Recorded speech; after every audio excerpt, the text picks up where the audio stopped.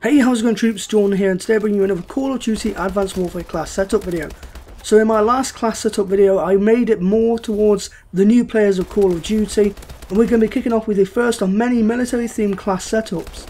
Not only is this going to be the first military themed class setup, if you remember back in Black Ops 2 I made a class setup video that was called 2025 SEALs, in which I made a loadout that was built specifically to replicate a SEAL Team 6 loadout. So today we're going to be taking that class setup 19 years into the future, and I've titled this class setup 2054 SEALs. So like I said, this class setup is meant to replicate what these SEAL team units will be using in the year 2054, and the more popular SEAL unit being SEAL Team 6, which is the unit that took out Osama bin Laden. We're not going to be taking any consideration into in-game performance. This is just meant to be for fun and not something to take serious and do well with. And remember troops, the only easy day was yesterday. So let's take a look at the weapons and attachments we're going to be using with this class setup. The main weapon that these SEAL team units use is the HK416.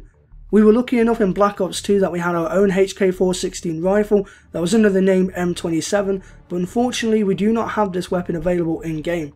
So we're going to be using a different weapon that not only has similar attributes that the HK416 offers, but chances are is going to be the main weapon that the SEAL team units would use in Advanced Warfare's world. And so the weapon that I've gone for is the HBR-A3. Attachments wise, we're going to be going with 3 different attachments, which means that we're going to have to put a point towards a wildcard, that being primary gunfighter. So our first attachment is the autofocus sight. All SEAL team units tend to use an optic over the weapon's iron sights, and the optic that SEAL Team 6 uses is the EOTech sight. Unfortunately again we don't have the EOTech sight present in Advanced Warfare, but we do have a sight that is kind of similar to the EOTech sight, that being the autofocus sight. Not only does it have a similar reticle to the EOTech sight, but if you're stationary and you aim down your sights, the actual optic will focus in, and if any enemies are passing your line of sight, then the optic will actually assist your aiming, which can be very useful but does promote more of a campy playstyle.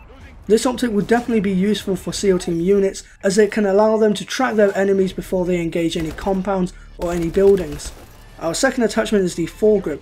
SEAL team units tend to use a foregrip on their HK416s, and believe it or not, the HBR-A3 has quite a massive amount of recoil, and so not only will the foregrip help replicate what the SEAL team units use, but it can also help us improve our accuracy in game, which in total is a win-win. And our third and final attachment is the laser sight. You tend to see SEAL team units go with some kind of light, whether it be a flashlight or a laser. We don't have a flashlight in Advanced Warfare, but we do have a laser sight, and so that's what we're going to be equipping as our third attachment. So now we're going to be moving on with some perks and extra equipment. So for our tier 1 perk we're going to be going with low profile. SEAL Team 6 like to go 50-50. Before they go out and loud with guns ablazing, they need to stay under the radar without alerting any enemies. Otherwise their plan could be sabotage and they could end up having their own life taken from them. And the perk low profile helps us stealth the radar from tracking rounds and UAVs. For our tier 2 perk we're going to be going with peripherals. This allows us to have an increased minimap coverage, allowing us to know where enemies are in further parts of the map.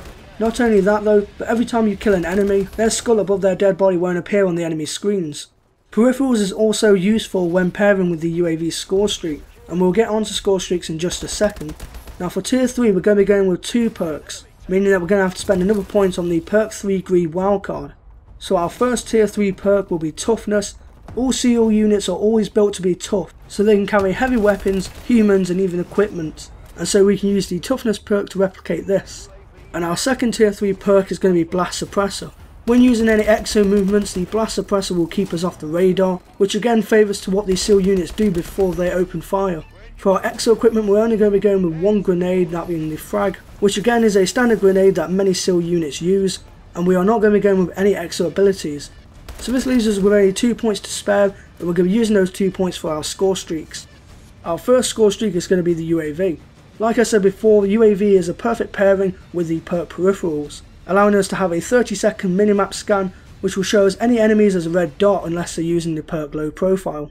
But we aren't going to stop there, we're actually going to be using a module for our UAV, and our module is going to be the extra assist points. Not only are you helping your teammates find where the enemies are hiding, but at the same time you should be rewarded as well by getting extra points.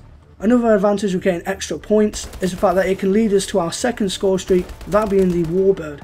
All helicopters that have been assisting SEAL units in the most recent years have all been using stealth technology, and the Warbird uses this stealth technology until it arrives on the map.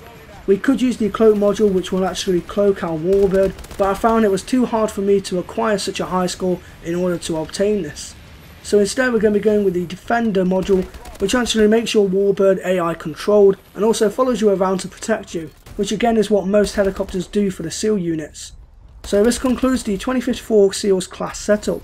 If you enjoyed this class setup video and found it interesting, then don't forget to give the video a thumbs up, I'd appreciate it a lot. And don't forget to go and give the class a try in game and give me some feedback of what you thought of it.